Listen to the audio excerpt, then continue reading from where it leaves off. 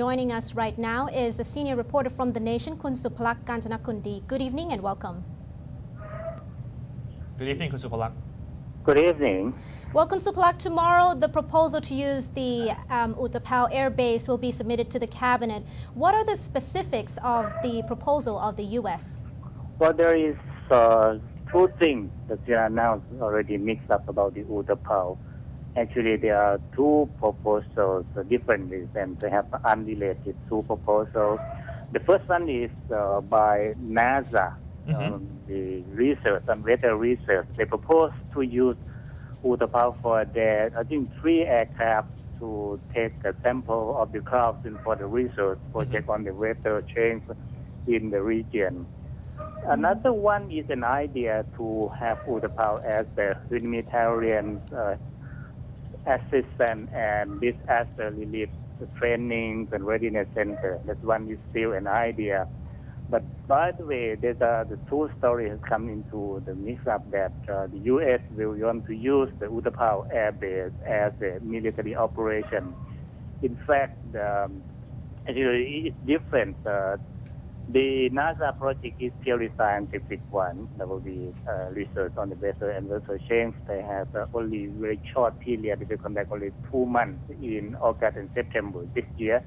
The proposal is in the pipeline, and the cabinet now will discuss about the implication of the project. Another one is something like something like a fearsome scenario for Thailand, because it was proposed by the U.S. Navy and will use the military personnel and equipment for the humanitarian purpose and disaster relief. So that's why it's come into something like a serious discussion in Thailand now. Yes. So the cabinet tomorrow have to discuss these 2 different projects in 3 different angles and perspectives.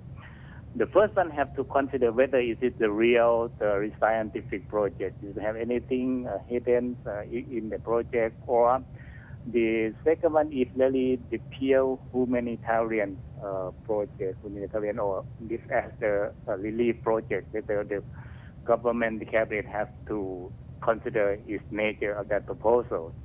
The second aspect that the cabinet has to be considered is that what are the implication of the project in terms of the regional relation? Because they have involved some military operation. Although we can say that it is a civilian purpose, it is for humanitarian, for disaster relief, it might be something like very humanitarian, but it's operated by the military personnel and equipment.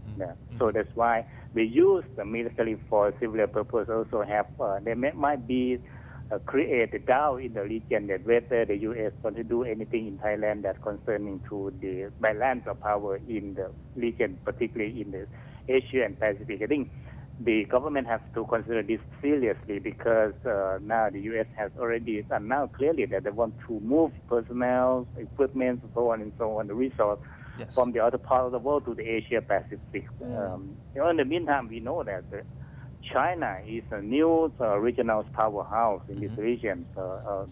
China is being created a military budget, and also in this region has some difficulties in the South China Sea concerning the territorial disputes between China and many Southeast Asian nations, including Vietnam, the Philippines, and so on, Brunei. So that's why the government has to consider that whether it has the political implication or the security concern in this region. The last one might be our internal aspect, because there are some senators and the opposition politicians raising the point that whether this kind of cooperation with U.S. needs the parliament involvement.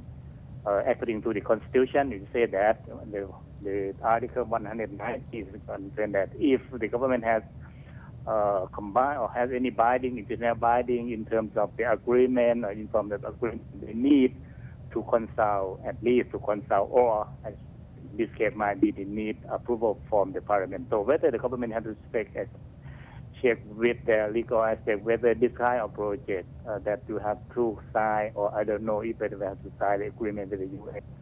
need to pass through their parliament consideration. So this is some kind of 2 or 3 aspects of government has to make consideration and make some decision on the point by point. Yes, Right. Kun Suphalak. And do you think this bilateral agreement will be different from the one proposed during the Democrat government?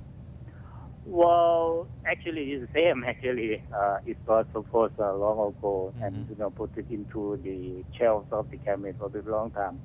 But it's coming to an issue that because now because some people raise the issue that we have some connection with the former Prime Minister Thaksin Shinawatra visa into the youth. I don't know whether it will have implication and connection between the two stories. But if we trace the story back to the idea to use Utapao as the facilities for the humanitarian and disaster relief is a really old story. The ASEAN has discussed this there from 5-6 years ago. If you can remember that after the tsunami in Phuket and Sumatra, we have the U.S. personnel and equipment in Utapao to help humanitarian assistance and disaster relief in the future before. So that's from that point, the ASEAN had come into an idea that, well, we can use the military personnel and equipment for the civilian purpose as well. So this will come into make up the military equipment can do the civilian job in this kind of situation. That's why it's coming to like when the 2-3 come into the makeup, I think it easily could be politicized with the military and regional perspective come into an issue. It's difficult also for the government to consider it. I see, Kun Suphalak. Well, thank you for joining us in ASEAN Newsroom today. Okay, thank you.